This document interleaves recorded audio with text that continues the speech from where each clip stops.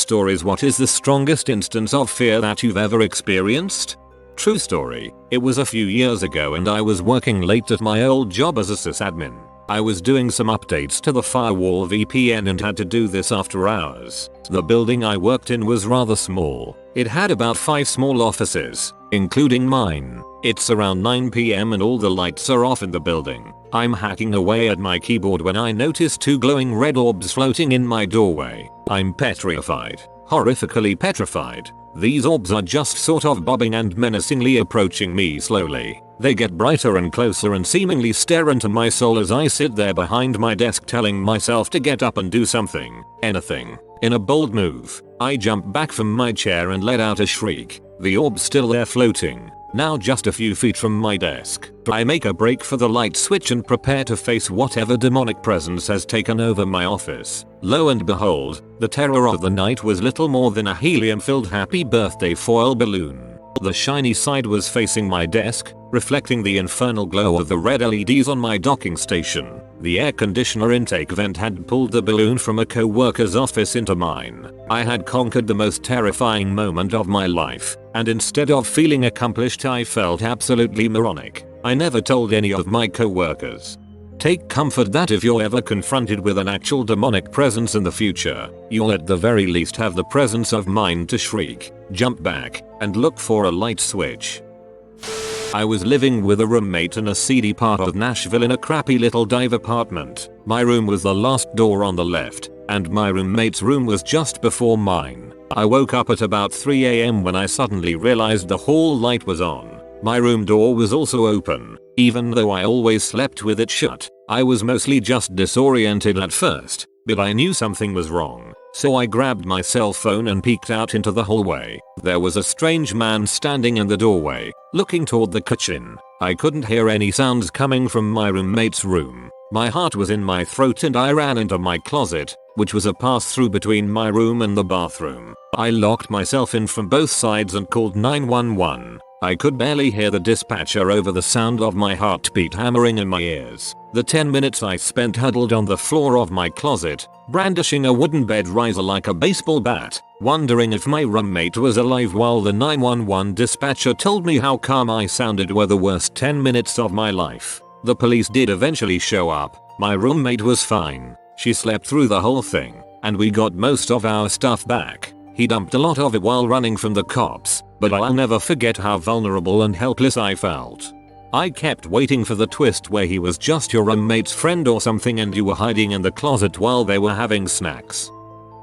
I grew up in Kenya and was there for the coup d'etat in 1982. Unfortunately for me, I had an infection on my ankle that had been getting bad in the days preceding the coup. On the night things blew up I took a turn for the worse. I was developing septicemia, but as there was mortar and machine gun fire in the area, we had to wait. In the morning we learned of the 24-hour curfew, with only emergency travel allowed. My mother and stepfather had decided the best thing to do was to have our driver take me to the doctor. Back then you didn't go to the hospital unless you were actively dying or wanted to be. I was upset and didn't understand at the time why I was going alone with him, but learned later it was to have someone fluent in Swahili in the car, and more important, to minimize family casualties if our car was shot en route. I was very weak by the time we left and was carried to the car. I was told to hold my passport out of the window when we approached any roadblocks. I remember dozing off and on for the 40-minute ride to the first major roundabout, at Muthaiga, which was where all the diplomats lived and had seen a lot of fighting. We had heard over the radio that a woman, a German diplomat's wife, had been killed here when a mortar landed on her. As we approached, Andrew, our driver, roused me by sharply demanding that I get my passport out of the window. I began to protest, but at his reaction opened my eyes to see about 4 soldiers with their guns trained on our car, yelling at us. The scene was chaotic, frantic and frightening. Cars whose occupants had been shot were in the road and alongside it, crashed into light poles or half in the hedges, with blood on the windshields and the doors. Some still had bodies in them. The soldiers were scared themselves, and fierce. Holding our breath, we advanced as instructed on the block, holding our passport and his ID card out of the windows. While we were picking our way around the cars strewn on the road to pass the next car in line with no other before us, someone started shooting. Immediately, all of these agitated, scared soldiers crouched down and trained their weapons randomly on anything that moved. Apart from the gunfire, it was horribly quiet.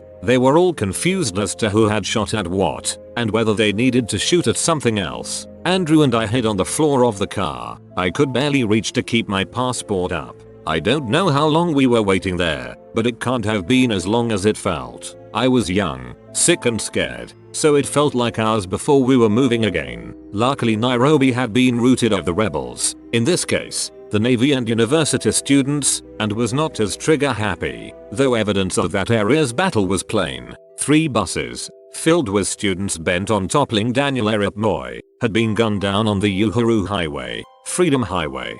Holy crap. I cannot even fathom the terror of experiences such as this, and the fact that this goes on daily around the world in one place or another makes me so thankful that my biggest problems in life pale in comparison. I am glad you made it.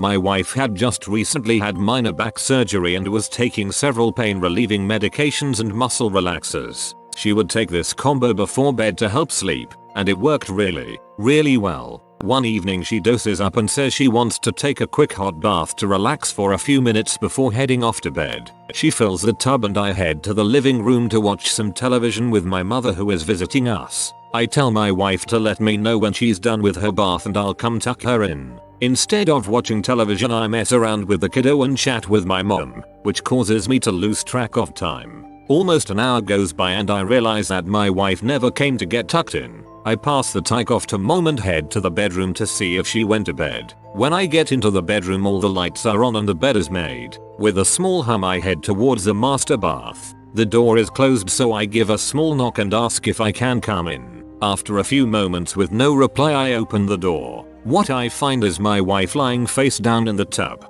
Her arms are down at her sides and she slid down so that her knees are bent and her feet are against the tiles on the wall. The water in the tub is so still her hair isn't even moving. She doesn't move at all when I come into the bathroom. The next fraction of a second was without a doubt the longest of my life. In that tiniest space of time I imagined and recorded in my brain volumes of actions. From what I imagined it was going to be like to reach into the what was certainly now cold water in the tub, to how I was going to try to explain to our someday teenage daughter just how much her mother loved her. All this had transpired in just a flash. Before the bathroom door was even halfway open, I had taken in the scene and prepared my response. With a lightning bolt of adrenaline I flung the bathroom door the rest of the way open and leapt to the tub. As my arms shot down I yelled my wife's name in a short loud report and grabbed her by the shoulders. As I prepared to wrench her from the tub with all my strength, a few small realizations began to flash on the periphery of my now deranged senses. The water was hot, not cold. My wife seemed to be moving on her own as I began to pull on her,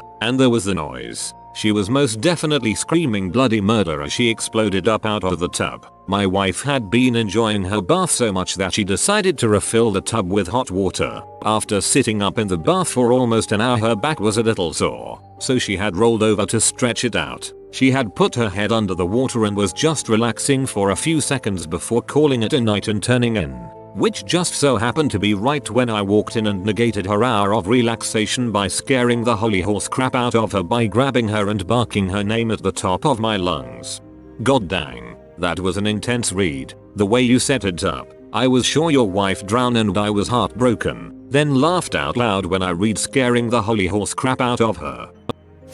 This was last summer. I had just driven overnight and arrived home so that I could leave and help my wife at an event called Sunday Market where she was selling artwork and some vintage clothing and whatnot. It was boiling hot outside and humid as all freaking heck. So I chased my son around there until we finally got home to where I would be able to shower and finally get some sleep. We all hopped in the shower and then laid in bed fully naked and happy to be in the AC and under a fan.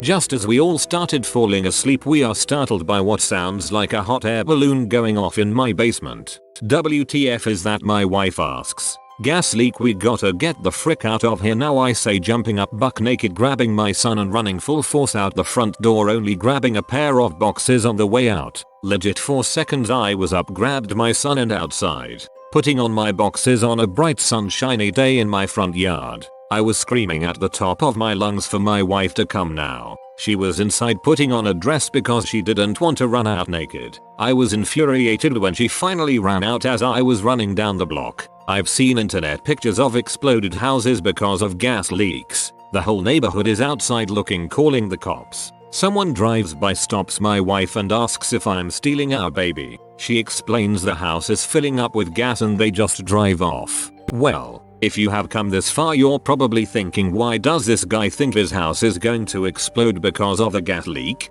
And the answer is because I wasn't thinking and I had just woken up on zero sleep and I smelled a gas smell and heard what I heard. It wasn't a gas leak. A propane tank was exploding in my backyard where a hose had melted through and effectively became a flamethrower inflated tube man, wacky wavy arm man, and was shooting huge fire lines through the air back there, which is why it sounded like a hot air balloon. Firemen got there and got it out within minutes. But in my life I have never ever been more scared. I thought my wife, son and myself were going to be evaporated in a gas explosion. I still get weak in my knees when I think about it. Woke up after a night of drinking. My brother was in my room. He didn't live with me at the time, and I said what's up. He told me he was looking for a tie. I fell back asleep. 30 minutes later, my mom comes in and says your brother isn't answering his phone. I immediately woke up and looked for my gun. You see, my brother had been battling depression for a few years, and somehow I just knew he had taken my firearm. I couldn't find it. I told my folks it was gone, and my dad and I started driving around and looking for him, going to his old haunts, visiting friends he still had in town. We drive back home after an hour of searching and frantically calling his phone. We pulled into our driveway at the same time 2 police officers did. Worst freaking day of my life. Edit. Thank you everyone for your kind words. Please, if you're thinking about suicide, please don't. PM me. Talk to someone. Do something. Anything other than that. It happened 7 years ago and it hurts just as much now as it did then. There isn't a single day that passes without thinking of him. Every major life event, every hug I give my friends, every beer I drink, every dang thing is a reminder that someone I love more than anything isn't here anymore. As crappy as life can be, as horribly painful and confusing, it's still a wonderful thing to be alive. I have 2 brothers that I love dearly. I can't even imagine the amount of panic and just overwhelming emotions I would have been feeling in your situation. Sorry for your loss. I was 19 years old, hanging out at a friend's apartment in a very seedy part of town. His roommate was our pot dealer and a decent guy, so we often gathered there to chill, smoke, and watch movies. The roommate left to meet his friends at a bar. We weren't of legal age yet, so we stayed behind. About 15 minutes after he left, there was a knock at the door. My friend gets up to answer the door and suddenly 2 men armed with guns force their way in. They shoved the guns in our faces and demanded to know where the drugs and money were. I kept saying, dude, I don't know. I really didn't know. I was just a spectator. They shoved us into a back bedroom and told us to face the wall and get on our knees. We did. I felt the steel press against the back of my head. I was certain I was going to die. I couldn't think. I couldn't breathe. Time stood completely still as I closed my eyes and waited for my life to end in this crappy apartment. Then, from another bedroom down the hall, the other guy shouts, "Yo, I got it," and just as quick as they entered, they ran off into the night with some drugs and cash. The whole ordeal took less than 5 minutes. 5 agonizing minutes. My friend and I were in shock, unsure if they'd come back to finish the job. Finally, we called the roommate and he rushed back from the bar. He came running up the stairs with a loaded shotgun, shouting, "Where'd they go? What did they look like?" We had no idea. We were too scared to follow them or go after them unarmed. I wasn't about to get shot over someone else's money. We obviously couldn't call the cops and the incident went unreported. My friend moved out a few weeks later and we haven't been back there since. The roommate, last I heard, was locked up in state prison for trafficking. I was 14 years old and with my Boy Scout troop, we were kayaking on the Susquehanna River to prepare for a sea kayaking trip. Another boy and I went the wrong path on the river. The water was very high and we missed the huge rock sticking above the water. He went first and was fine. My kayak bumped his, sending me in broadside. My kayak flipped over and the hydraulic sucked me underneath the water. I couldn't see or breath. I was constantly being beaten against the rock and spinning. I don't know how long I was under, but my lungs felt like they were on fire. I felt the feeling of blacking out. I'm not sure what happened next. I just remembered being pulled by another kayak to the bank of the river. I thought I was as good as dead. I have had a friend who has died this way before, which is what filled me with such great fear. You have been visited by the dinner doggo. Good and also tasty stir fries will come to you if you comment. Thanks for the recipe, dinner doggo. If you are new to the channel, you can subscribe. I publish new videos every day. Until then, check another video, or don't. Either way, have a great day, you magnificent people.